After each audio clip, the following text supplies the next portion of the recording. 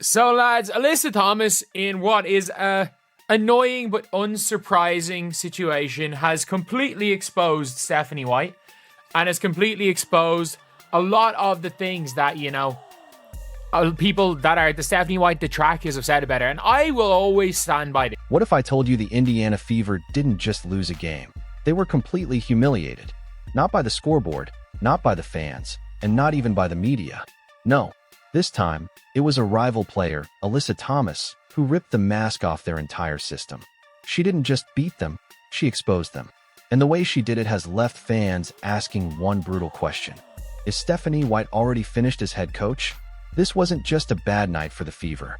It was a public dismantling. A takedown so vicious, so clear, that people are starting to wonder if Caitlin Clark's rookie year is already being wasted. And once you hear the full story, the quotes, the backlash, and the chaos that followed, you'll understand why this might go down as the most embarrassing moment of Indiana's season.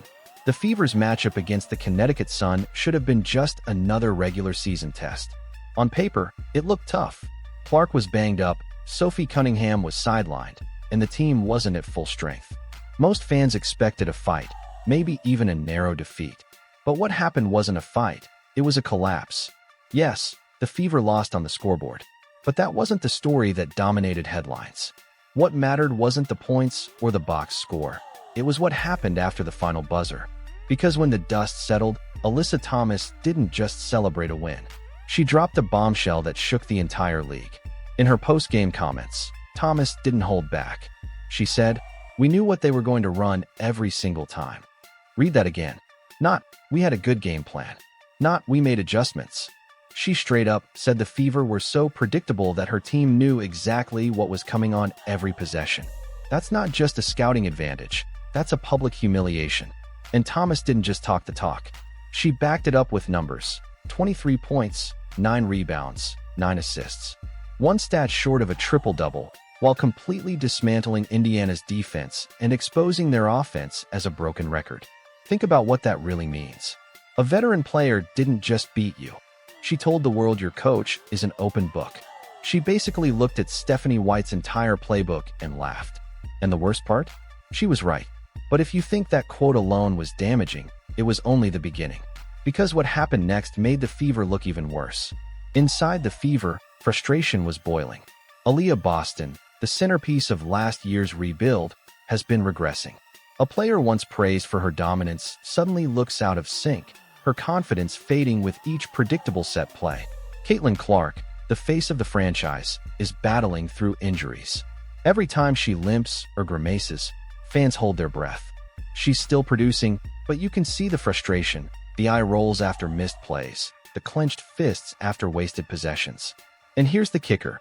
Teammates are starting to notice. Defense, offense, you guys might have heard it because it's really low. But defense, offense, it's all the same. We know everything they're about to do.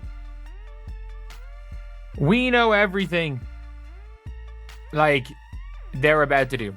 Rumors are swirling that players aren't buying into Stephanie White's system. You can see it in the body language. You can hear it in the subtle post-game comments. It's no longer just fans questioning the coach.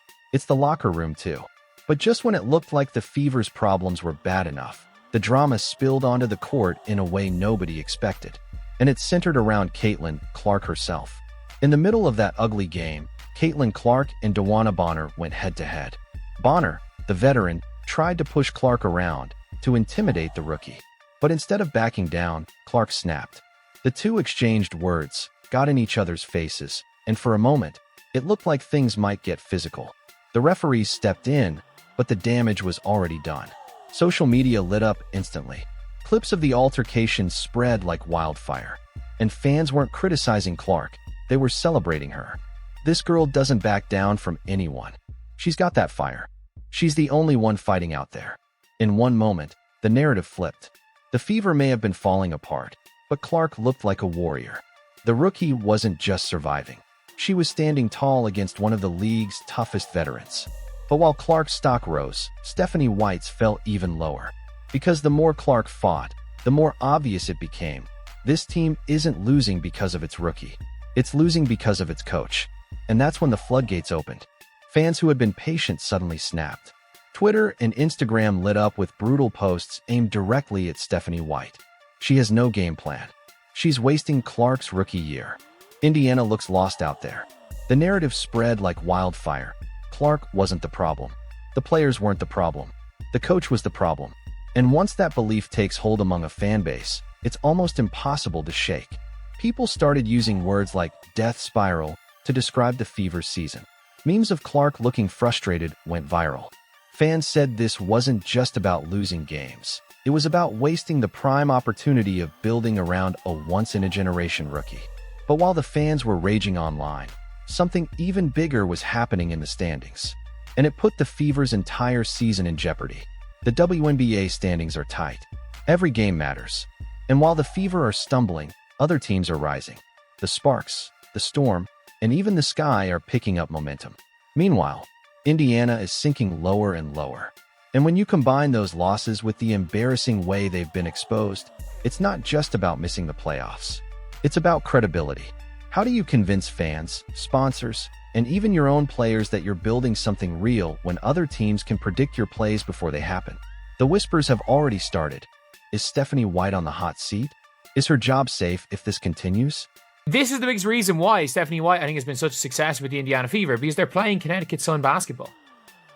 Stephanie White is good at dragging teams down to her level. And you might have said, oh, but like, what about the game? And I do think that 1,000,000% Alyssa Thomas is a front runner. I think Alyssa Thomas is a front runner.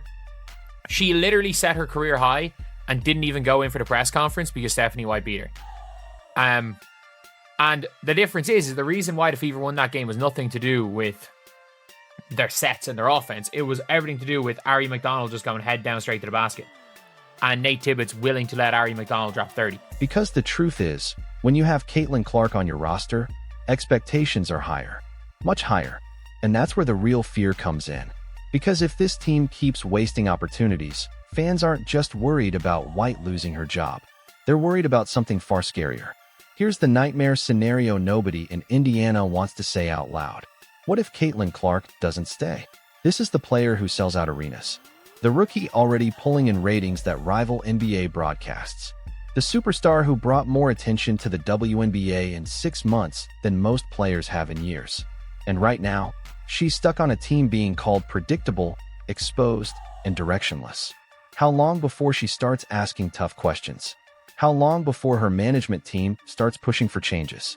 And if those changes don't come, how long before Clark decides she deserves better?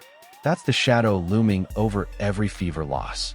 It's not just about the present, it's about the future. Because if the franchise can't protect its superstar, if it can't build a winning culture around her, then what's stopping her from walking away when the time comes? And that brings us back to Alyssa Thomas. Because her one quote didn't just summarize a game, it summarized an entire franchise. We knew what they were going to run every time. That wasn't just a scouting report. That was a dagger. It was Thomas saying, your team is predictable. Your coach is predictable. And as long as you play this way, you're already beaten before the game starts. For the Fever, it was more than a loss. It was a warning. A warning that unless something changes fast, this season will be remembered not for Clark's brilliance, but for White's failures. And the scariest part? If veterans across the league can expose the Fever this easily, what happens when Caitlin Clark herself decides that Indiana isn't the place where her future should be written? Because make no mistake, if Stephanie White doesn't turn this around, it won't just cost her a season. It could cost Indiana the biggest superstar the league has ever seen.